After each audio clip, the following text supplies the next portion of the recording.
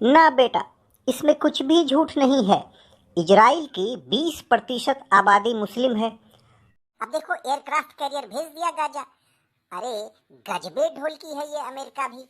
मौत चाहे किसी की भी हो, पर मौत तो असली मानवता की हो रही है ना।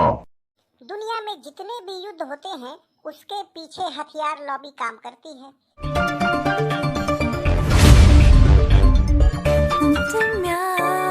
눈부신 아침 햇살과 모닝콜로 너와 시작하는 하루 마치 내 인생의 포커스가 지금에 맞춰진 걸까.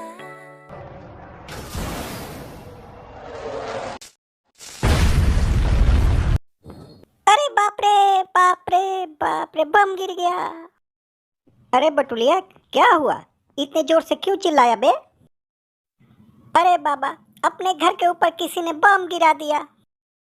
अरे बेवकूफ, यहाँ कुछ नहीं गिरा है, तुमने सपना देखा है बस। बम तो इजराइल वहाँ गाजा में गिरा रहा है, इसलिए कहते हैं कि ज़्यादा टीवी वगैरह मत देखा करो। ठीक है कह रहे हैं बाबा, पर सभी चैनल और सोशल मीडिया पर तो बस यही गोलीबारी दिखा रहा है, तो मन जरा बेचैन हो जाता है बस।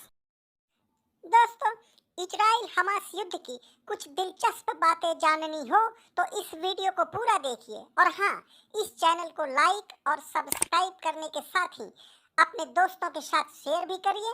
और हाँ, घंटी का बटन दबाना न भूलें। धन्यवाद। बटुलिया, बात तो सही है।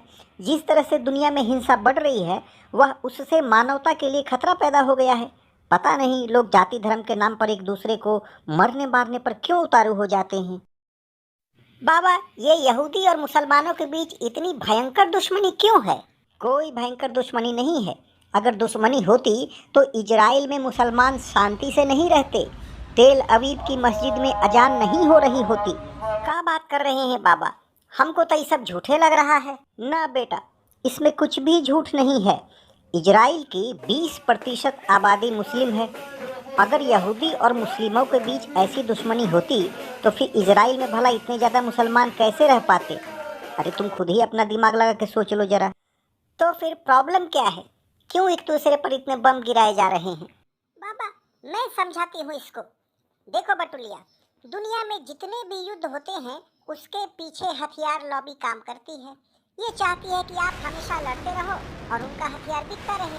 इसके लिए वह कुछ समुदायों को भड़काने का काम करती रहती है। उसने हमास को उकसाया और नतीजा देख लो।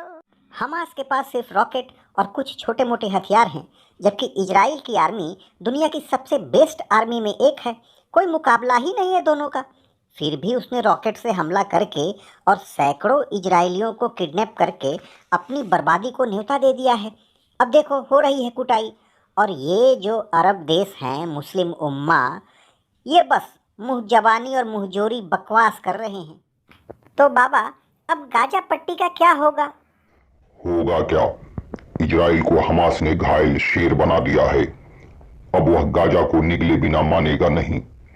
दुख की बात तो यह है कि इस युद्ध में हजारों निर्दोष आम नागरिकों की मौत हो रही है।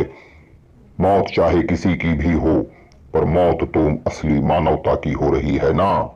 वैसे एक बात बताऊं, ये अमेरिका ग्लोबल वार्मिंग पर सबसे ज्यादा शोर मचाता है, पर यूक्रेन हो या गाजा की लड़ाई, सबसे ज्यादा हथियार वही भेजता है। अब देखो एयरक्राफ्ट कैरियर भेज दिया गाजा। अरे गजबे ढोलकी है ये अमेरिका भी। पर बघीरा, मुझे डर है कि कहीं तीसरा विश्व युद्ध न छिड़ जाए। America, Israel, England, France, Germany, ये सभी आज की तारीख में सुपर पावर हैं, परमाणु संपन्न देश।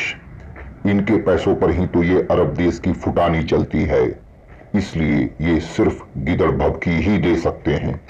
वैसे भी जैसे आईसिस को निपटाया था, उसी तरह से ये हमास को भी निपटा देंगे और फिर देखना वहां शांति छा जाएगी।